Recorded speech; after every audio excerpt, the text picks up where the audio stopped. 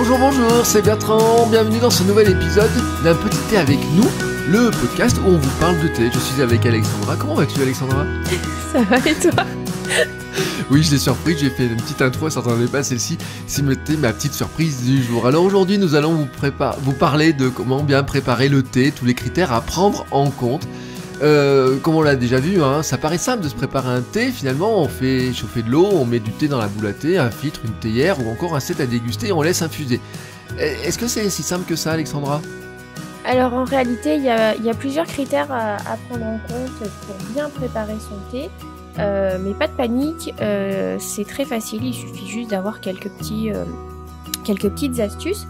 Donc on va voir aujourd'hui l'importance de l'eau que l'on choisit pour préparer le thé, le dosage, la température de l'eau et le temps d'infusion. On pourra aussi ajouter l'importance du choix des ustensiles selon le thé qu'on va choisir. Ok, alors bon, la qualité de l'eau, on commence avec la qualité de l'eau. Moi je croyais qu'on pouvait juste prendre l'eau du robinet au départ, très classiquement. Oui, on peut prendre l'eau du robinet. En fait, ce qui est important, c'est de prendre une eau peu minéralisée avec un pH neutre. Faut savoir qu'en fait, l'extraction des composés odorants du thé, donc toutes les huiles essentielles, etc., de la plante, et puis aussi tous les arômes qu'on peut rajouter, ça peut être perturbé par les minéraux qui sont contenus dans l'eau. Et au contact des tanins, l'eau va se troubler et la texture en bouche pourra être plus râpeuse selon l'eau qu'on va utiliser. Donc en résumé, utilisez une eau filtrée, éventuellement de l'eau de type Volvic pour préparer votre thé, surtout pour les thés nature. Ok, alors maintenant j'ai mon eau. Le thé en lui-même, comment je fais pour le doser? Alors d'une manière générale, on compte 2 grammes de thé pour une tasse de à peu près 15 centilitres. Si on met pas assez de thé, on n'aura pas assez de saveur. Et si on met trop de thé, il sera alors trop astringent. L'astringence, c'est une sensation d'assèchement dans la bouche. Après, comme toujours, c'est une question de goût. Il y a certaines personnes qui préfèrent leur thé plus fort, d'autres plus léger, qui le laissent infuser que quelques secondes. Donc c'est à vous de faire des essais et de trouver ce que vous préférez. Ok, alors l'eau justement, une question importante, puisqu'il faut la faire chauffer, mais on la Oui, fait c'est mieux. chauffer... Ah. Oui, c'est mieux. Oui, bien sûr que c'est mieux de la faire chauffer, mais on la fait chauffer comment et à quelle température? Alors, ça va de 50 degrés pour les thés japonais à 95 degrés pour les thés noirs ou du oolong. Ça dépend vraiment de chaque type de thé. D'une manière générale, il ne faut pas atteindre le point d'ébullition parce que l'eau, alors, elle va être appauvrie en oxygène et du coup, tous les arômes du thé ne peuvent pas se libérer. Donc, d'une manière générale, un thé vert classique, on va dire, qui est parfumé va se préparer à 70-80 degrés. Je dis classique parce que, comme je disais tout à l'heure, pour les thés japonais, il y en a certains qui vont s'infuser à 50 degrés. Donc là, on va vraiment regarder les thés parfumés plus classiquement. Après, on a le thé noir qu'on prépare à 90 degrés, le oolong 90-95 degrés, pardon. Le thé blanc 60-70 degrés et un pu'er 90-95 degrés.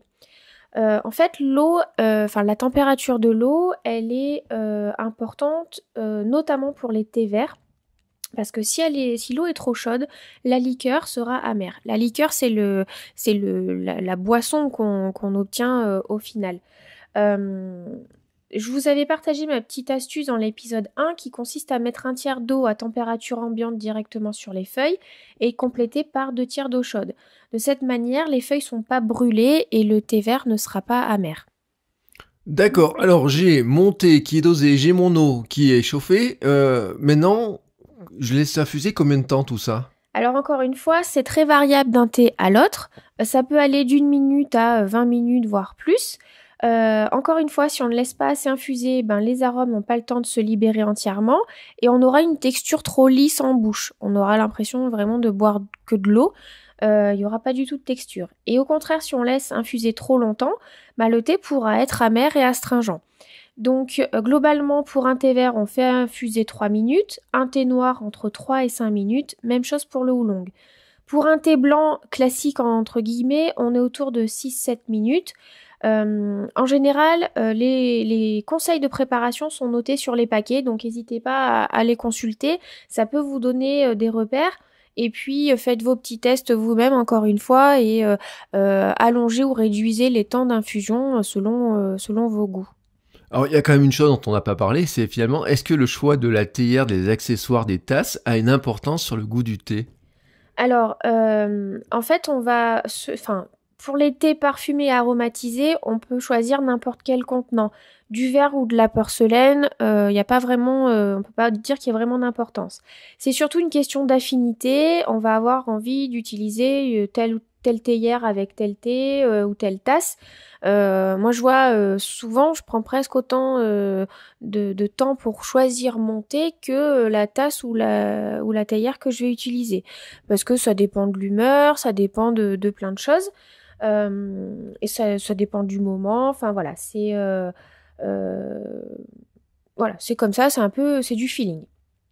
J'adore, moi, utiliser des tasses très variées, aussi bien des mugs faits en grande série qu'on trouve dans les supermarchés ou les différents magasins, qui coûtent rien ou presque, que des jolies tasses de céramistes qui contiennent beaucoup plus que ça, qui ont une sorte d'âme, en fait. Et ça, je le réserve plutôt souvent pour les thés nature.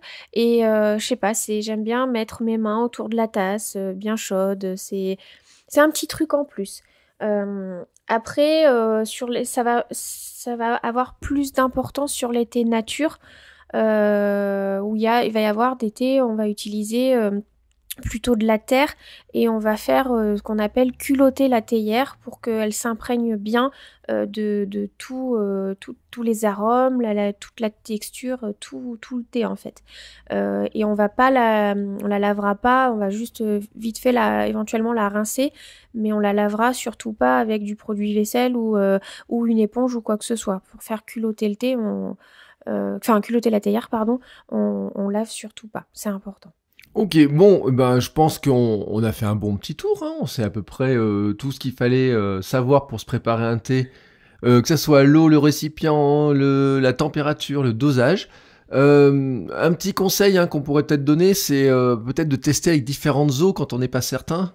Oui, alors vous pouvez faire des petits tests en fait à la maison. Vous prenez le même thé et puis vous essayez une fois avec de l'eau du robinet, une autre fois avec de l'eau filtrée.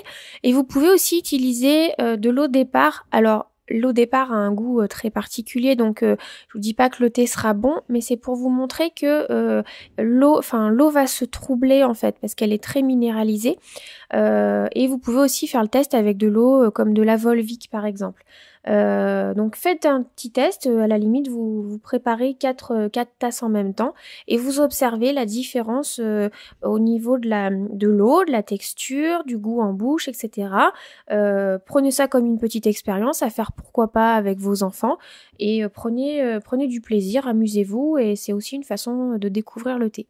Ouais, moi je trouve que ça serait une chouette expérience à faire le week-end, tranquillement, comme ça, à la maison.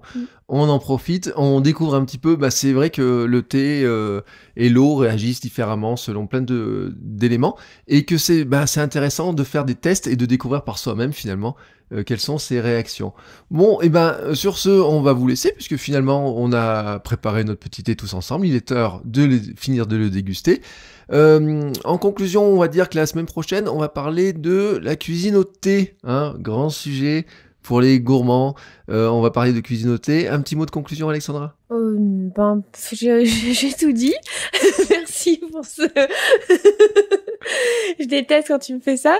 Non, j'ai fait le tour. Vraiment, encore une fois, l'idée c'est de tester par vous-même et de vous faire plaisir. Moi, je vous l'ai déjà dit, mais je le dis souvent, le meilleur thé, c'est celui qu'on préfère. Et voilà, si vous préférez votre thé vert plus infusé ou votre thé noir moins infusé ou une eau comme ci ou comme ça, enfin voilà, faites-vous plaisir. À partir du moment où vous prenez du plaisir à boire votre thé et que ça vous apporte un petit moment pour vous de réconfort, de pause, de détente, voilà, faites-vous plaisir, faites comme vous le sentez. Voilà, on boit le thé comme il nous fait du bien et comme il nous fait plaisir. C'est une très chouette conclusion, merci beaucoup. On vous souhaite à tous une très très belle semaine et on vous dit à la semaine prochaine. Bonne semaine.